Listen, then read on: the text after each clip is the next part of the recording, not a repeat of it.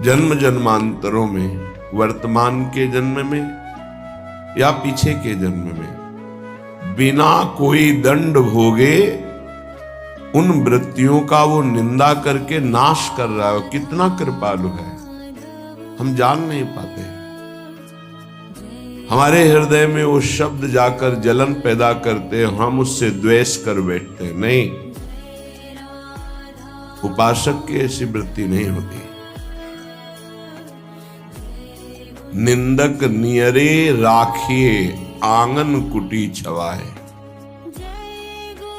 भगवान कृपा करे कि निंदक हमारे पास ही रहे और हमारी एक एक वृत्ति को बड़ी सूक्ष्मता से वो देखें, और जहां उनको त्रुटि लगे वे उसकी निंदा करें, तो हमारा जीवन धन्य हो जाएगा।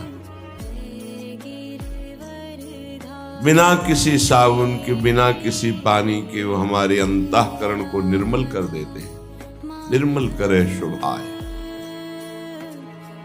भगवान की कृपा मनाए जब अपनी निंदा हो, बस उसमें ये देखना है कि यदि वास्तविक जो निंदा की जा रही है वो दोष हमारे अंदर है, निरीक्षण करे। यदि है तो प्रसन्न हो कि भगवान इनकी वाणी में बैठ करके हमारे आंतरिक दोषों को हमें दिखा रहे हैं। धन्यवाद, हम अपने इन दोषों का भगवत भजन के द्वारा नाश करेंगे। और आपको प्रणाम करते हैं कि जो हम नहीं देख पा रहे थे आपने देखा और वर्णन किया। यदि ऐसा नहीं है तो निश्चित समझो आपके प्रारब्ध का बिना भोगे वो नाश कर रहा है जो आपकी निंदा कर रहा है। तो आपकी आध्यात्मिक उन्नति अवश्य होगी यदि विरोध न करे निंदक का। तो स्तुति, प्रशंसा ये बहुत प्रिय लगती है, और उपासक के भजन वृत्ति का ये नाश करती है, देहाभिमान को पुष्ट करती है, साधन को चौपट करती है। अगर कहीं अपने सामने अपनी कोई स्तुति करे, प्रशंसा करे, तो हृदय में बिल्कुल हर्ष नहीं होना चाहिए और बुरा मानना चाहिए कि ऐसा क्यों बोल रहा है। नहीं बोलना चाहिए, मैं इस योग्य नहीं हूं, मैं बहुत अधम हूं, ऐसा हृदय में चलना चाहिए। वो बाहर बोल रहा है उसकी बातें सुननी नहीं चाहिए, निंदा सुननी चाहिए। हृदय में जो जलन होगी उससे पाप नष्ट होगा। स्तुति यदि सुनी तो हर्ष होगा, पुण्य नष्ट होंगे, भजन वृत्ति क्षीण होगी, अहंकार पुष्ट होगा। इसीलिए सम्मानम कलयाति घोर गरलम, सम्मान स्तुति प्रशंसा को घोर विष समझे, तभी उपासना परिपक्व होती है। श्रीपाद कह रहे हैं बहुविपत संपत्ति रेवास्तुवा, बहुत तरह की विपत्ति घेर ले, शारीरिक, मानसिक, व्यवहारिक, बेपरवाह रहो। यदि आपके हृदय में नाम चल रहा है तो हरि स्मृति सर्व विपद विमोक्षण। कोई भी विपत्ति आपका बाल बांका नहीं कर सकती, चाहे बाहरी हो, चाहे आंतरिक हो, चाहे शारीरिक हो। यदि भगवत स्मृति का तार चल रहा है तो सबसे बड़ी विपत्ति हनुमान जी महाराज भगवत विस्मरण को कह रहे हैं। का हनुमंत विपत्ति प्रभु सोई, जब तो सुमिरन भजन न होई। यदि प्रभु का सुमिरन भजन नहीं हो रहा तो फिर विपत्ति ही विपत्ति है। हरि स्मरण चल रहा है, प्रियालाल का स्मरण चल रहा है, कोई भी विपत्ति आपको कुछ भी नहीं बिगाड़ सकती, कोई भी दुख नहीं दे सकती यदि हरि स्मरण चल रहा है। खास बात समझिए। आगे कह रहे संपत्ति रेवा, यदि बहुत संपत्ति आ जाती है और आप उसका सदुपयोग करते हैं साधु सेवा, भगवत सेवा, भगवत आराधना में, या किसी पशु पक्षी समाज सेवा निष्काम भाव से, वो संपत्ति आपको बाधा नहीं पहुंचा सकती। वो संपत्ति भगवत प्राप्ति में सहायक होती है। संपत्ति का सदुपयोग करना केवल कोई महाभागवत ही जानता है, संसारी नहीं जानते हैं। संसारी जनों के हृदय में संपत्ति का प्रयोग अहंकार की पुष्टता और इंद्रियों के भोगों में नष्ट होती है। अहंकार की पुष्टता, हम ऐसा कोई कार्य करेंगे कि विश्व में हमारा नाम हो जाए। अच्छा, ऐसा किया, इतना किया। जहां वो जो संपत्ति का प्रयोग किया उसका वहीं सुकृत नष्ट हो गया। सही में संपत्ति का प्रयोग भागवत भक्त जन करते हैं। वो अपनी संपत्ति को गुप्त रूप से श्री भगवान की सेवा, भक्तों की सेवा, समाज की, प्राणियों की, पशु पक्षियों की जो सेवा मिली गुप्त रूप से, गुप्त रूप कोई जान न पावे और जिसकी सेवा की वो कभी धन्यवाद न दे, ऐसी सेवा भगवान की प्राप्ति कराने में समर्थ है। वो क्रमशः आपको आध्यात्मिक सीढ़ियों पर चढ़ाती चली जाएगी। अगर संपत्ति प्राप्त हुई और भगवत भक्ति हृदय में नहीं है तो दुराचार में प्रवृत्त कर देती है।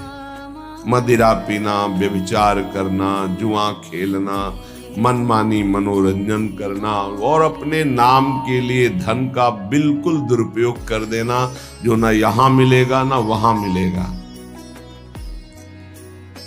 तो उपासक के पास भागवतिक ज्ञान होने के कारण कोई भी संपत्ति उसे बांध नहीं सकती, क्योंकि वो ममता और स्पृहा रहित होता है। वो निर्लिप्त होने के कारण कोई भी संपत्ति उसको बांध नहीं पाती। इसीलिए कह रहे हैं, कोई निंदा करे या स्तुति, विपत्ति हो या संपत्ति, जो वृंदावन में श्री प्रिया प्रीतम के चरणों का आश्रय लेकर भजन करते हैं, उनको क्या फर्क पड़ता है। बस ध्यान रखना, संपत्ति में जो लिप्त है उसके द्वारा संपत्ति का दुरुपयोग होता है। जो संपत्ति में निर्लिप्त है उसके द्वारा सदुपयोग होता है। वो ये मानता है कि भगवान के द्वारा दी हुई ये संपत्ति, भगवान के द्वारा दिए हुए परिवार का पोषण, और अगर इससे भी ज्यादा है तो भगवान के स्वरूप पशु पक्षी, साधु महात्मा, गाय, जो भी, कहीं भी हम ऐसी निष्काम सेवा कि हमें बाद में वो धन्यवाद ना बोले, कोई जाने ना, वो संपत्ति भगवत प्राप्ति का हेतु बन जाती है। पांडित्यमवत मूर्खतापि, बहुत विद्वान है, शास्त्रों की सब बातें जानता है, पर आचरण में एक नहीं है। कोई फायदा नहीं इसी विद्वता से। महापुरुषों ने ऐसी विद्वता का आदर नहीं किया है। कह रहे हैं कि गधे की पीठ में चाहे ईंट लाद दो, चाहे पुराण लाद दो, उसको बोझे से मतलब है। ऐसे ही संपूर्ण शास्त्रों का ज्ञान है बुद्धि में, पर वो भार वाहन की तरह केवल पुराणों का, वैदिक सिद्धांतों का वो ज्ञान रखता है, आचरण में नहीं है, अध्यात्म की स्थिति नहीं है, तो विद्वता बिल्कुल किसी काम की नहीं है। आगे कह मूर्ख तो पिया, मूर्ख है, और उसको एक बात समझ में आ गई, हमारा कल्याण, हमारा मंगल तो केवल भगवान से होगा। मैं तो कोई शास्त्रों का ज्ञान नहीं, साधना का ज्ञान नहीं, अभी तक मनमानी आचरण करता रहा, इसलिए कोई मैं अच्छा भी नहीं हूं, अधम हूं। अब सुन लिया है कि नाम से कल्याण होता है, तो राधा राधा राधा राधा राधा सब कुछ हो गया। सब शास्त्रों के ज्ञान का फल उसको मिल गया। यद्यपि वो समाज में मूर्ख कहा जाएगा, क्योंकि उससे शास्त्रों का ज्ञान नहीं है, वो प्रवचन नहीं कर सकता। समाज उसे गंदी दृष्टि से देखती है, कोई अच्छे सद्गुण वाला नहीं है। पर यहां कह रहे हैं कि जिसे श्रुतियां नेति नेति कहती हैं वो है प्रभु श्री कृष्ण, और श्री कृष्ण के हृदय का मूर्तिमान प्रेम है प्रियाजू, और प्रियाजू का प्रेम स्वरूप ये वृंदावन धाम है। धाम में आश्रय और प्रियाजू के नाम का जप राधा राधा राधा, तो उस मूर्ख को वो पदवी मिलेगी, वो रस मिलेगा जो वेदों में भी अलक्ष्य है। अलक्ष्यम राधाख्यम निखिल निगमैरप्यतितराम रसाम्भोधे सारम किमपि सुकुमारम विजयते। हम तो यही प्रार्थना करते हैं कि भगवान ज्यादा ज्ञान ना दें, शास्त्रों का ज्यादा ज्ञान ना दे, बस इतनी बात बस समझ में आ जाए कि मैं बहुत नीच हूं, मैं किसी योग्य नहीं हूं, और मेरा केवल परम प्रिय परम लाभ परम आराध्य नाम है, और तो हम कुछ जानते नहीं, बस राधा राधा राधा। उसको वो गति मिलेगी जो बड़े बड़े साधन परायणों को भी नहीं मिलती। क्यों नहीं मिलती? जब साधन परायण है, देखा गया है पूजनीय बात है तपस्या करना, वंदनीय बात है साधना करना, पर उसका अहंकार आ जाना निंदनीय बात हो गई। ना कोई तपस्या है, ना कोई त्याग है, ना कोई व्रत है, ना कोई शास्त्र ज्ञान है, बस हृदय में है कि मैं बहुत अधम नीच हूं, राधा राधा राधा। इसकी समानता कोई नहीं कर सकता, क्योंकि जो साधना से दैन्यता आनी चाहिए वो अहम में बदल गई, लाभ नहीं मिला। और इसकी दैन्यता प्रारंभ से ही है, इसीलिए बहुत ऊंची स्थिति देखी गई है पतित जनों की, जिनको ये हृदय में बात बैठ गई, आ गया कि मैं बहुत नीच हूं, पतित हूं, अधम हूं, मुझे कोई ज्ञान नहीं, बस राधा राधा राधा, कृष्ण कृष्ण कृष्ण, हरि हरि हरि। वो बहुत ऊंचाई पे चढ़ गए। इसलिए श्रीपाद कहते हैं निंदा वा स्तुतिरेव वा बहु विपत संपत्तिरेवास्तु वा पांडित्यवत मूर्खतापि यदि वा विरागोऽथवा रागो। बहुत वैराग्यवान है, वास्तविक में वैराग्यवान है, लेकिन प्रियालाल के चरणों का भरोसा नहीं है। भरोसा वैराग्य का है। प्रियालाल के चरणों का भरोसा आचार्य चरणों से आता है।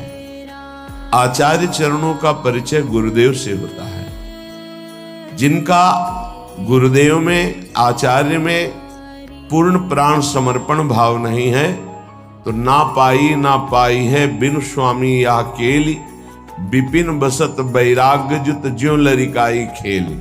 जैसे कोई बच्चा हठ ठान ले, ऐसे कोई घोर वैराग्य में जीवन रखे, पर आचार्य की शरणागति, गुरु के चरणों का आश्रय नहीं, तो ना पाई है।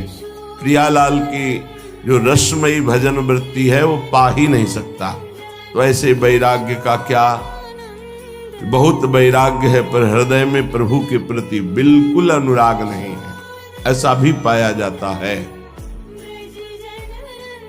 रागोथवा, वो वैराग्यवान नहीं है, जितेंद्रिय नहीं है। यद्यपि भक्त अनन्य जो विषय इंद्रियन बस होए, कर्मठ कोटि जितेंद्रिय अंते समलहै न को। अगर वो भक्त एक बात उसके मन में आ गई है कि मैं फंसा हुआ हूं शरीर राग में, परिवार के राग में, भोगों के राग में, हे लागली, क्या मुझ अधम के लिए भी आपके श्री चरणों में ठौर मिलेगी। वो रागी है, जितेंद्री नहीं है, वो कर्मकांड का ज्ञान नहीं जानता है, बस प्रभु की करुणा पर विश्वास करके प्रभु के मार्ग में चल दिया। मेरे हृदय में न ज्ञान है, न वैराग्य है, न राग है, लाडली जैसा हूं आपका हूं, बस हो गया काम।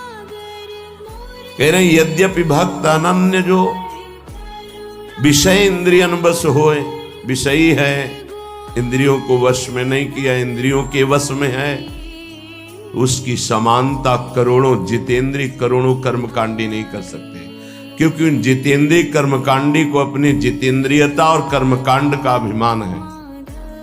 लेकिन ये निराभिमानी अभिमान करने योग्य है ही नहीं कुछ, तो राधा राधा राधा ये अनुराग को प्राप्त हो जाएगा, सीधे अनुराग को।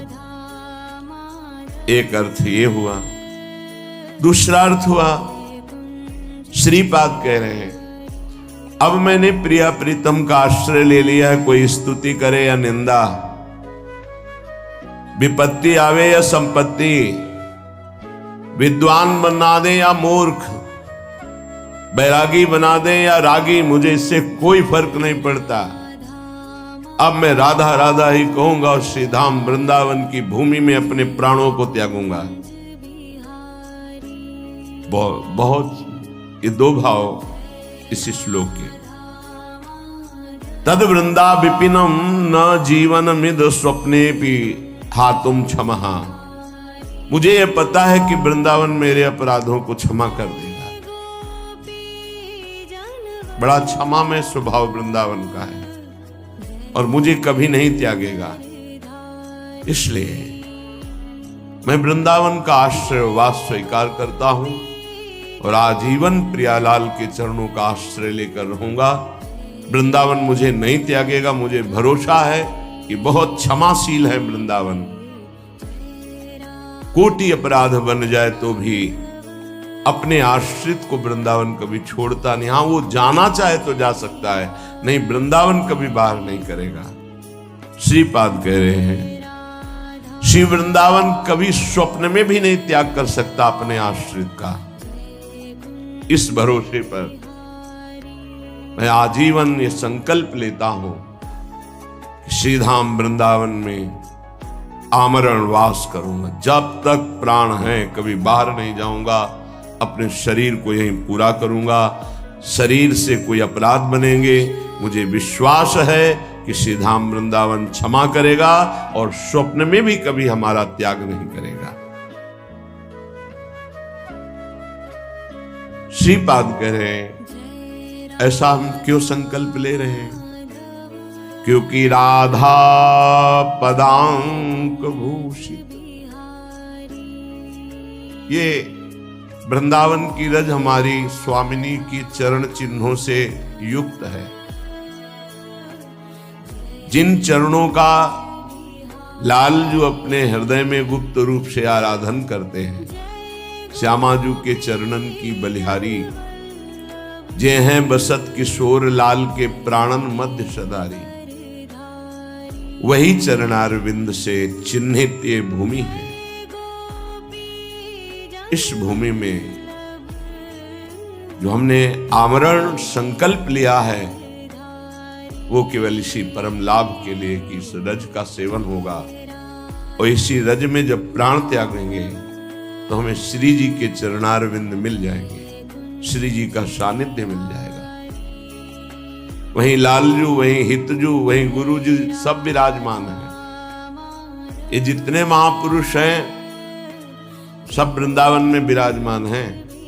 महाप्रभु चैतन्य देव जी, नित्यानंद जी, पूज्य राधा बाबा, भाई जी महाराज, बड़े बड़े सब हमारी श्री जी की सेवा में विराजमान है। सब पूज्य श्री रूप जी, सनातन जी, हरिवंश महाप्रभु, स्वामी जी महाराज, हरिराम व्यास जी महाराज, बिहारिन देव जी, नागरी दास जी, ये सब सहचरी वपू में श्री जी की कोई किंकरी, दासी, मंजरी, सहचरी सब सेवा में है।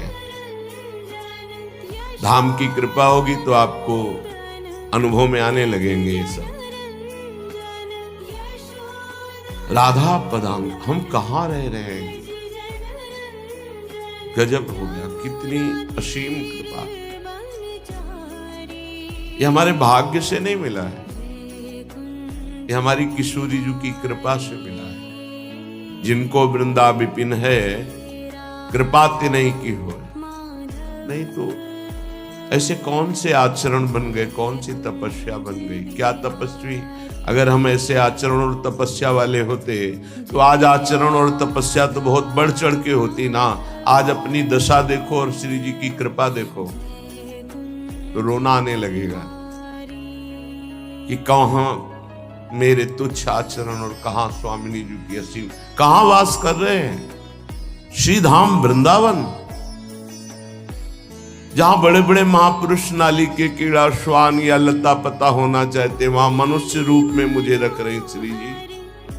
अपार राधा पदांक भूषित वृंदारण्यम स्थलीषु निर्भर प्रेमणा। यहां स्वाभाविक प्रेम का प्रादुर्भाव हृदय में हो जाता है, पर निर्भर पूर्ण आश्रय केवल वृंदावन का, प्रिया प्रीतम का। तब यहां कोई साधन पक्ष नहीं देखा जाता, कृपा पक्ष है, पर पूरा आश्रय हृदय से होना चाहिए। प्रेम स्वाभाविक हृदय में प्रकाशित हो जाता है।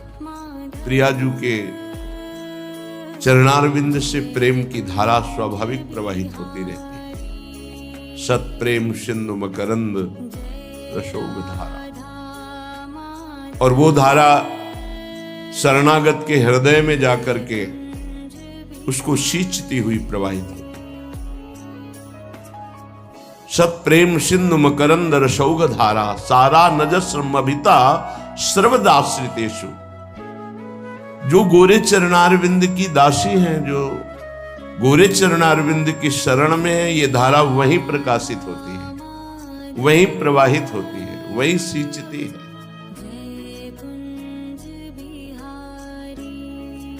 श्रीपाद कह रहे, हमने जो संकल्प लिया है आजीवन आमरण वृंदावन वास का, उसका प्रधान कारण है हमारी श्री जी यहां विराजमान है। श्री जी की चरण चिन्हों में रहूंगा तो निर्भर प्रेम का प्रादुर्भाव हो जाएगा।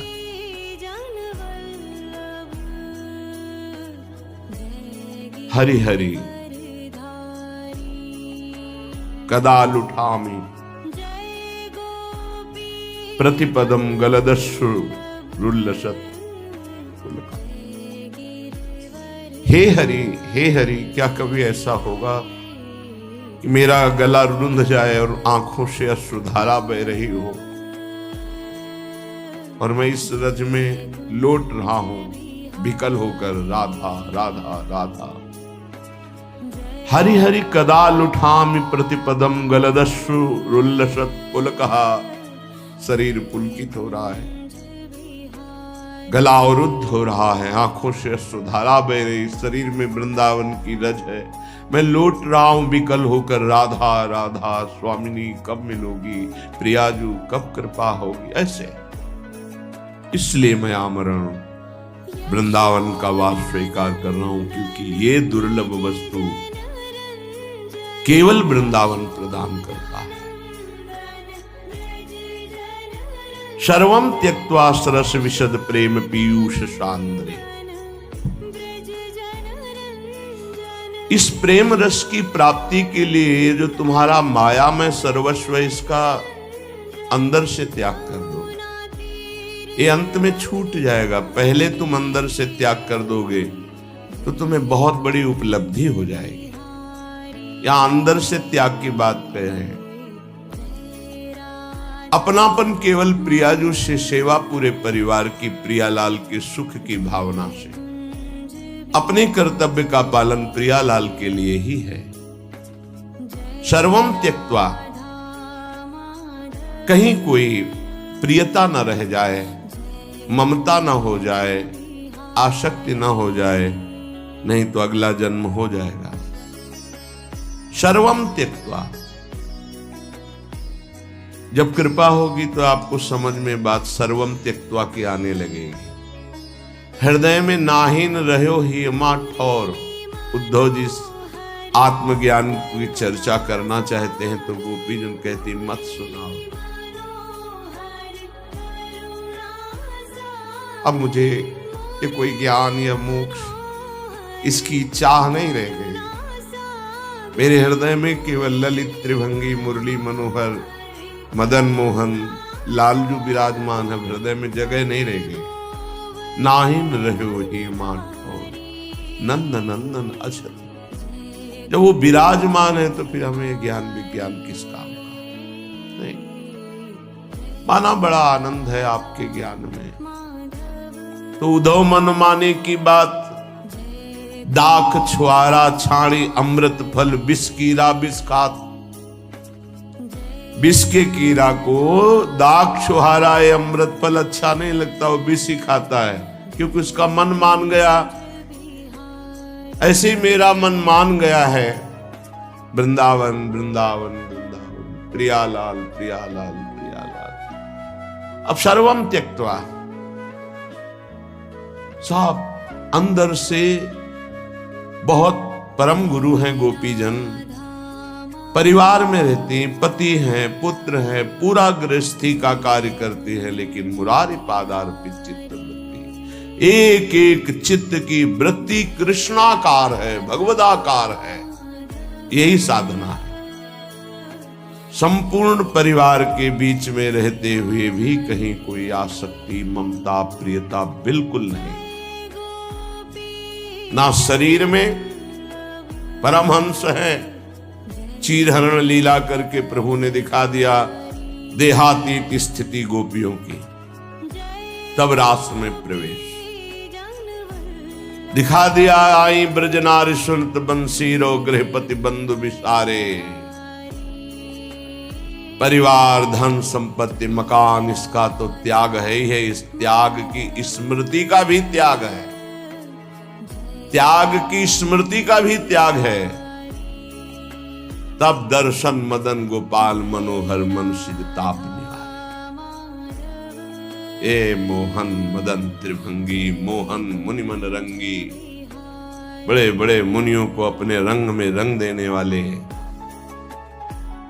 मोहन मुनि मन, मोहन मुनि सघन प्रगट परमानंद गुण गंभीर गोपाला।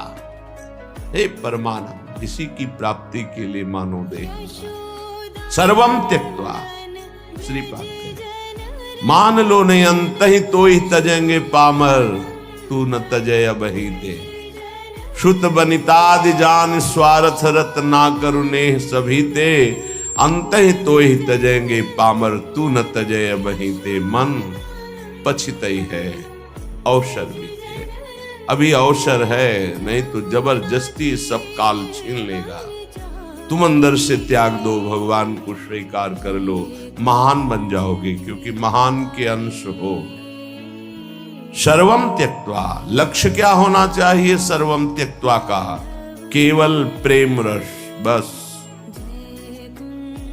कोई लक्ष्य नहीं, कोई सिद्धि, कोई चमत्कार, कोई नमस्कार करे, बिल्कुल चाह मत रखना, नहीं सब हो जाएगा। अंदर में जो गाढ़ चाह होती पहले उसको भुगवाते भगवान, फिर भक्ति का रस आता है, ध्यान रखना। ढूंढ ढूंढ के पहले ही सत्संग में छोड़ दो, कोई आंतरिक चाह ना रह जाए, नहीं तो पहले वो भोगना पड़ेगा चाह को। तुम्हारी योग्यता जहां होगी तो पहले भोग आ जाएगा, तुम्हें भोगना पड़ेगा, फिर बाद में तुम्हें आगे बढ़ाया जाएगा। ये सिद्धांत है।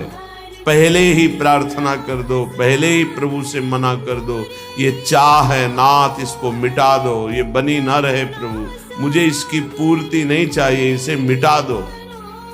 सर्वम त्यक्त्वा सरस विशद प्रेम पीयूष शान।